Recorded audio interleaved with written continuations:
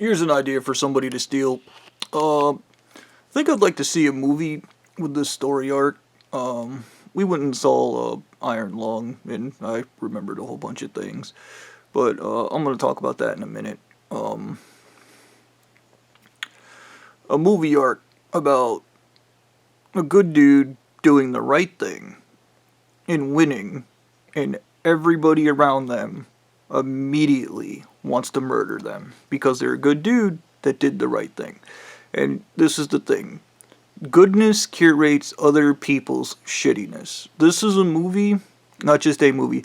This is a story arc that needs to be refined by a writer and built proper so that people go and watch these movies. People don't like watching movies that make them feel like crap. Okay. Mad Max Fury Road becoming an amazing movie was a real shifty thing that George Miller did because it was about showing how shitty this church is and how they respond to sex harems. But this movie, if the storyboard is refined properly, it will bring about change in the world on a magnitude yet untethered, because people will go, I do not hate that person because they're a good person, and that person's not self-righteous. I'm just a piece of shit with no morals, and I have no values, and I need to look inward and question what is important to me, not murder this guy. And that is how these story arcs would work. And this is gonna sound stupid, but it is the Jesus story arc. You have to kill the good guy. And you have to do it slow, you have to do it painful, and it has to be done by everybody around him. Everybody working against this guy because he makes them feel scared, he makes them feel insecure, he makes them feel like crap, and they have no evaluation ability, no ability to actually recognize that it's not him that did this to them, it's them that did this to them. This is important because that is my story. That is what happened to me. I did a good thing, and everybody on the planet just wanted to hurt me. Even people I freed from human trafficking wanted to hurt me for helping them. This is important for understanding human nature, and it'll probably be the most deepest, intricate, complex story ever put to cinematic screen, and it will fly in the face of so many American viewers and so many people. It will be life-affirming, life-changing. People will say, you have to go watch this movie. It explains why I'm a piece of shit, and nobody should ever like me. But we're going to talk about Iron Lung. When I was president out there in the desert, I actually spent a lot of time. I also remember doing a lot of cocaine. But I spent a lot of time on movies and video games. Yeah, there's a bunch of movies. I don't even think I've seen them all. One of them I said a black vampire movie would be bad, and the dude actually made a black vampire movie. I just forgot the name of it. But that movie was actually really good, and it was in fact like a movie of the year. That was my design. Whenever I say something is going to be bad or something isn't pretty, it's observational with me. There's no ego in it, and people misunderstand that because a lot of the things I say are observational. What I'm about to talk about is very complex. Lady Dimitrescu. In the Resident Evil Village series, when I was president of this church, I actually suggested that the guy from Fear help Resident Evil make a game, a horror game, and they worked together on it, because I thought it would be some really good titles, and it did. And I suggested the 4 main monsters from Universal being one of the games. That's Resident Evil The Village. And the Moreau guy was supposed to have a twin sister or a girlfriend or something like that fused to his back. And the whole thing with him, how he survived, was the parasite was supposed to be split between the two. And when you killed one of them, the parasite would fuse with the other. It was supposed to be a really complex fight originally. And it's probably a good thing they cut that out because I had a lot of ideas on that. But I also suggested turning Dracula into a woman and making her ugly, but then I didn't want her ugly because I was horny and high on drugs, so I decided to make her tall. This is where Lady Dimitrescu's height came from, and I said she was ugly because she was tall, and I didn't mean that. That was an observation that was made by a Christian teacher who said that basically all women should have tall husbands, and if you're taller than your husband, then you're an ugly woman. that was an actual statement, so I put that into mine without processing it, and assumed that everybody just assumed tall women were ugly women. I enjoy tall women. Their boobs are always right in your face. It's amazing. But, Markiplier made it his mission to make sure beautiful, tall women were seen as beautiful. And then, when I was president, I suggested Markiplier work with Sam Raimi on basically being Ash from Evil Dead. Yeah, I wanted I saw Markiplier as Ash from Evil Dead. I really shouldn't have, because I had an entire thing with Markiplier that went completely bad. But we're not going to talk about that. So he told me he wanted to do a movie based on an obscure video game. And I was like, well, if that's what you want to do that instead. And then I told Sam Raimi, when I was president, about doing this really, really stupid island survival movie that I made up when I was in 5th grade. Yeah. And I knew it was going to be horrible, and I told Sam it was going to be horrible. I also told good old Markiplier that his movie was going to be terrible. Yeah. And he proved me wrong, just like he proved me wrong when I said Lady Dimitrescu was ugly. But let's talk about how he does that. The church backs him. Not special, not unique, not skilled, not inherently better than anybody. The church hands it to him. That's how that works. Because we're going to talk about cheating in a minute. But the Sam Raimi movie, I really feel bad for Sam. Because I said a bunch of stupid things to him. Things I didn't really understand. I was just a big Evil Dead fan, and I wanted to see more Evil Dead movies. We'll talk about the Resident Evil series, the Resident Evil 9 game that's coming out. I wanted them to return to the crater. They didn't want to, and I suggested they go there, but then they don't have to bring up anything that originally happened in Raccoon City.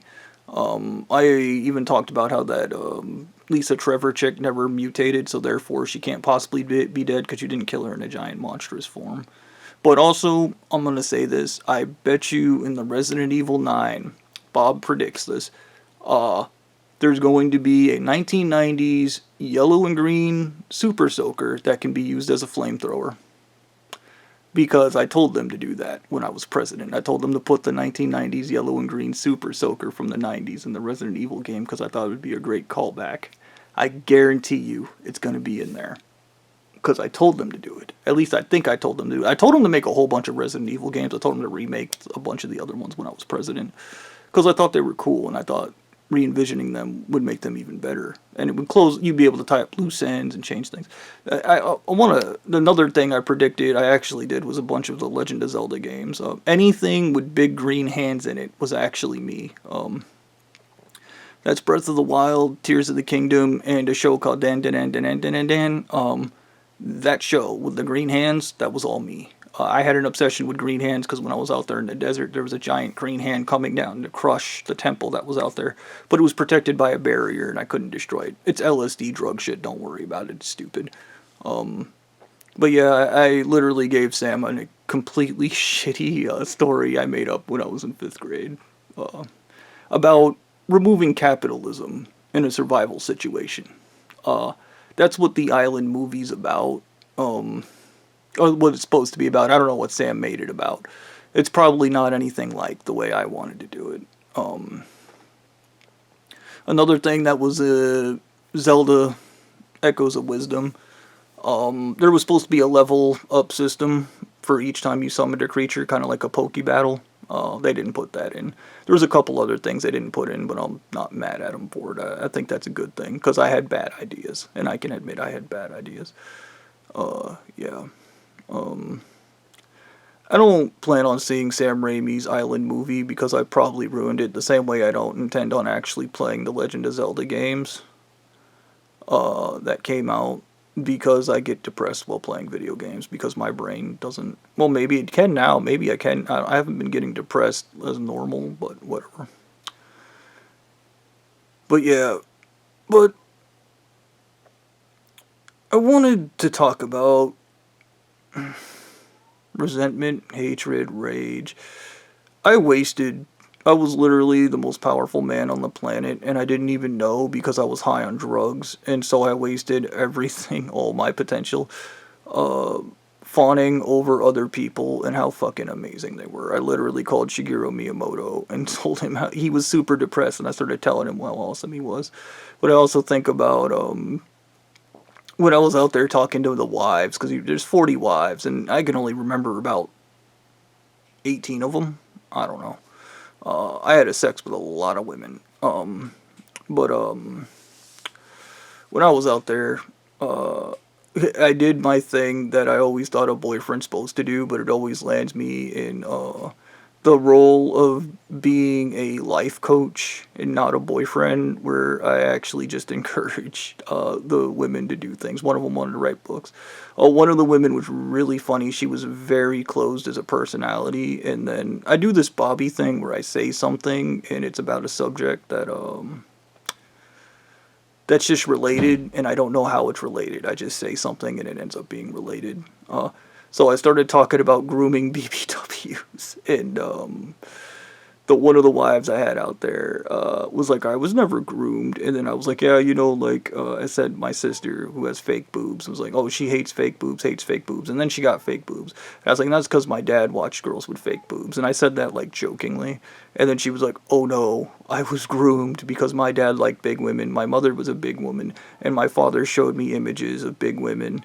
And so, because my father showed me images of big women, I thought that was attractive, so she wanted to be an SSBBW. Oh no. And I did that a bunch of times, talking to a bunch of the wives out there, but it's just something I do. I'll randomly be talking to somebody and just start talking about something that means something to them, and you see their eyes light up, and they're like, how the fuck did you do that? I don't know how I did that. I do that. It's just my natural skill.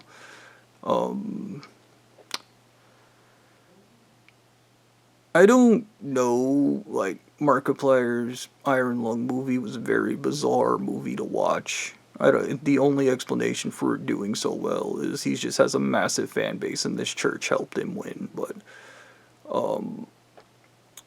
I was impressed with it, but I wasn't amazed by it, and I often felt bored watching it.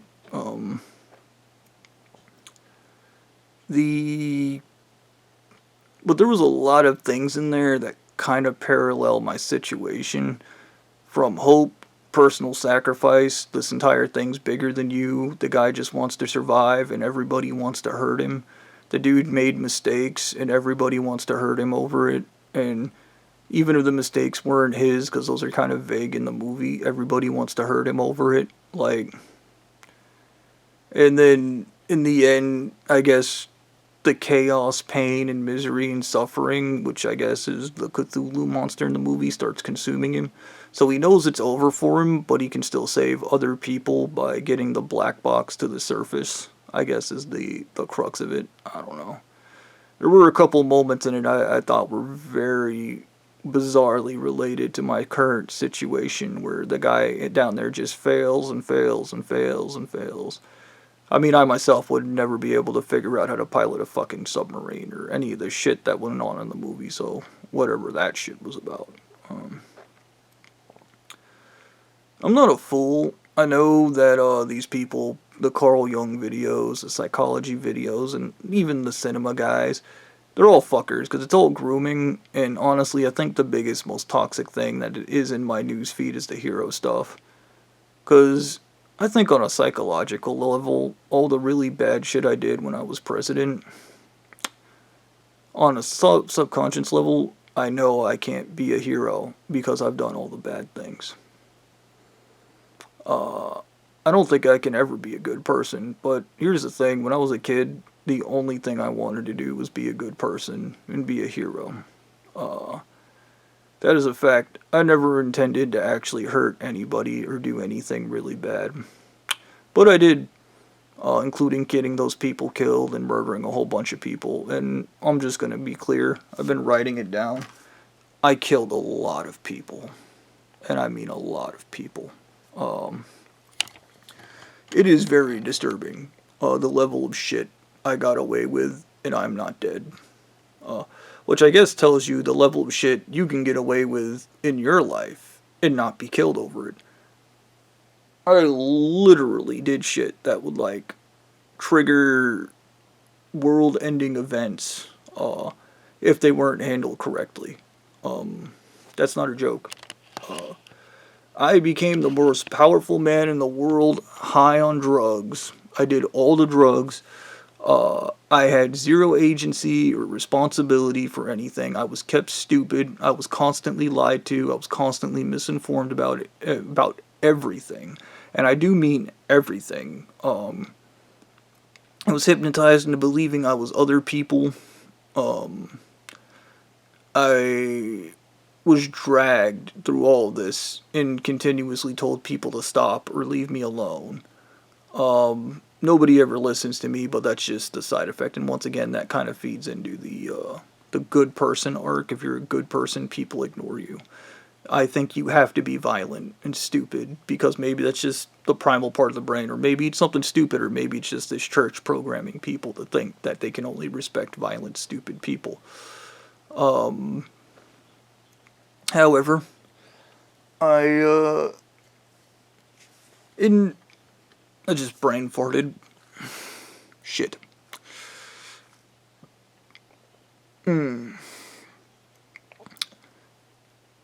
I wanted to create a world of good people. I wanted to create a world where everybody can win. But I also think about time and time again, even dealing with Anal Eating Mummy God, Blondie, and any of these bastards, and how everything came back to I wanted power, and they weren't going to give it to me. Because when I had it, I made, dude, if Anal Eating Mummy God didn't kneecap me, there would have been major great changes that came about from my actions. The issue is other people interfered and stopped me from achieving my greatness. And if there's one thing I've learned in life, it's no matter what I do, everybody around me, including my own family, are going to work against me as hard as they can. Because I guess unrealized greatness, that shit my uncle said about the dark ones don't want you to ever achieve your full power, whatever stupid bullshit I have to deal with. Or how everybody wants to imprison you or just hurt you, and it's what happens to me. Everybody just wants to hurt me. Like, they come along, I gotta hurt that guy. And one of the things I thought about, because I remember Anal Eating Mummy God making up an arbitrary standard for me and telling me I needed to develop into why do I have to be that thing? Why can't I just be me? Because whenever you watch self-help videos, like, just be you, everything will work out. But then Anal Eating Mummy God's no, you gotta be all these other things before we just give you the fucking money that we fucking owe you. But then they go, you're entitled to the money we owe you because we fucked you up, but we also don't have agency. And I'm just going to be clear on this. When you don't have agency, everybody you meet is entitled because you have no accountability for your actions. Therefore, if somebody goes, you hurt me, you owe me damages, you go, no, because I have no agency. That's how that works. And that's why this church refuses to pay out. Knifing people in the back is their only fucking skill, and is the only thing they want to do, is knife people in the back. Yeah. This has been a pretty good rant. You guys really shouldn't like Markiplier as much as people like Markiplier. I certainly never will, but I actually know what he did. And as the world goes colder, the only thing I want to do is be left alone. And I really hope there's not a tipping point where the whole world needs me to stand up and do something. Because I'm just going to stare at you guys and go, you fix it. The way you looked at me and said, you fix it. I fucked everything up. I don't care. You're going to care. But I also realized I don't care about anything. And that's specifically because it's a defense mechanism. I don't want to get hurt. I don't give a damn about anybody around me because I know this church will murder them. And that makes you weak because this church can take advantage of you and go, I'm going to threaten you and kill your family member. Now you submit to me. No, I'm not gonna, because you bastards need to learn that I'm not gonna let you fucking have control. But I remember this shit in Markiplier's movie where he was basically talking about surrendering freedom and control so other people can go be free. And Mark, the only thing I have to say about that, if this is a secret message in your film, I let you sick, disgusting bastards go free. Where's the good guy to do all the right things? Show me him. Tell me that he's going to be forced to do all the right things, and he's going to force all of you to do the right things. and I'll make the sacrifice. Where's he at?